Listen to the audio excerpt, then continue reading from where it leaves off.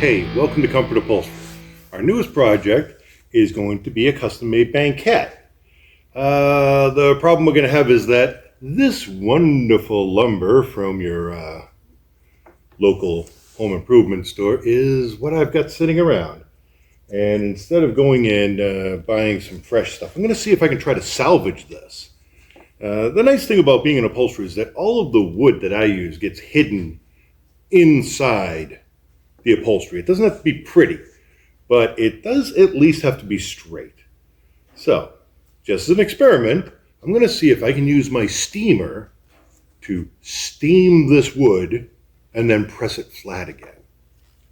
Wish me luck. What I'm thinking is I'm going to take our wood, put it on these sawhorses, take a couple of my heavy bags, put those on there, duct tape the two in the middle, and we'll cut a hole in each end to allow the steam to go all the way through. So, let's see if we can make this happen.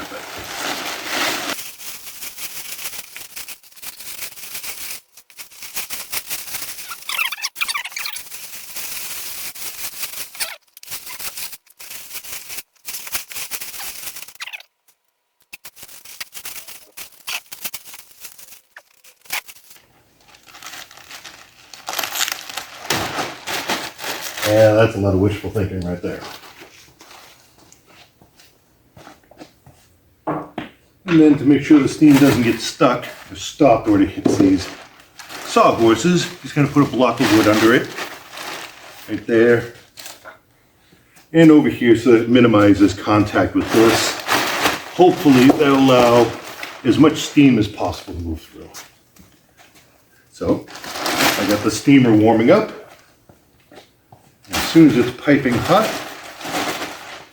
we'll install it in the end.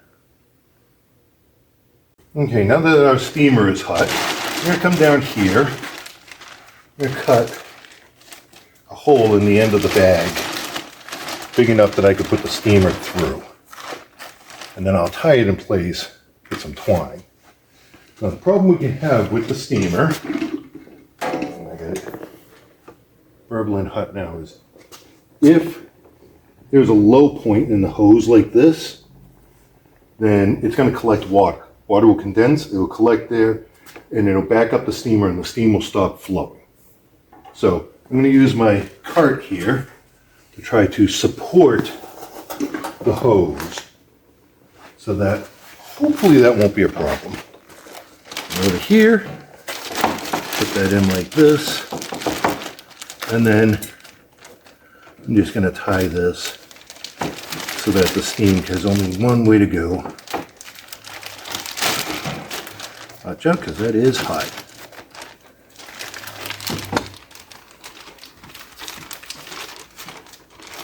That. More.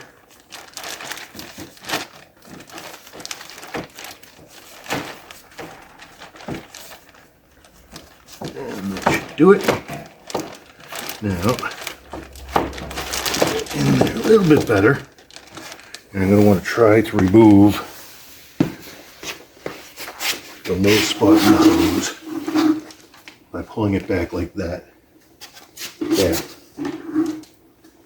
That should do it. Now, the steam should be able to flow perfectly. The last thing I'm going to do is I'm going to go to the other side, and I'm going to just nip in a couple of vents. That way, the steam has somewhere to escape, and it'll go all the way this way, and hopefully it won't try to escape from the center here where I taped the two pieces together. We'll let that go for an hour or so.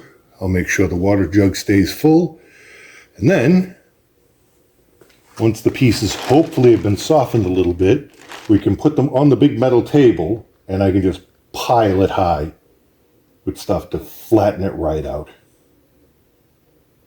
At least that's the plan.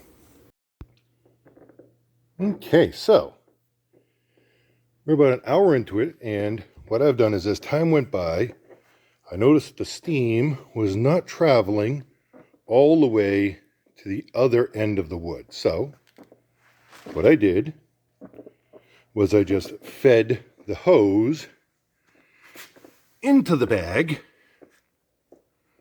and moved it all the way to the other side. Then I threw a couple of my high horses on here to start the flattening process.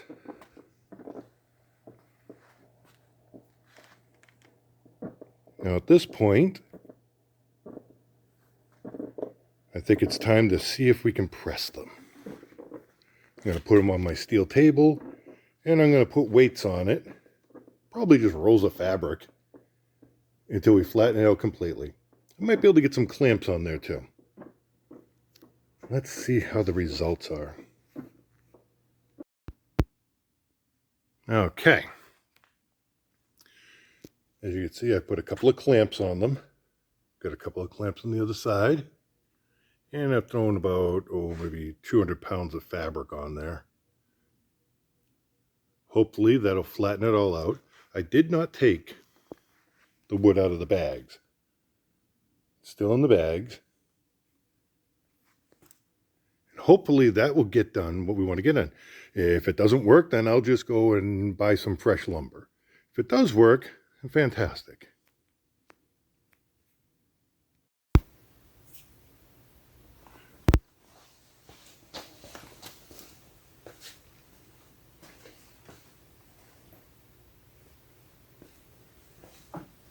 Good. It's tomorrow morning, new day, new Transformer shirt. And we're going to get all of this off, unclamp it, and see what we got. Let's hope for the best.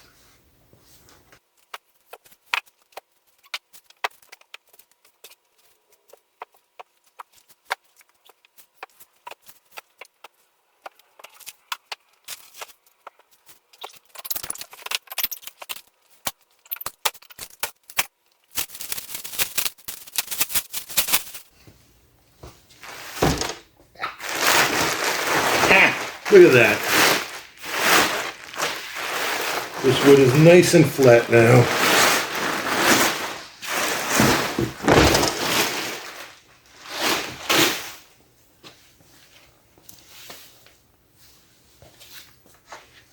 Looks like you've got a little bit of curl back in the far end there. And these pieces have a tiny little bit of a bow like this still, this one and the one underneath it. This one has a little bit of curl up on the end there.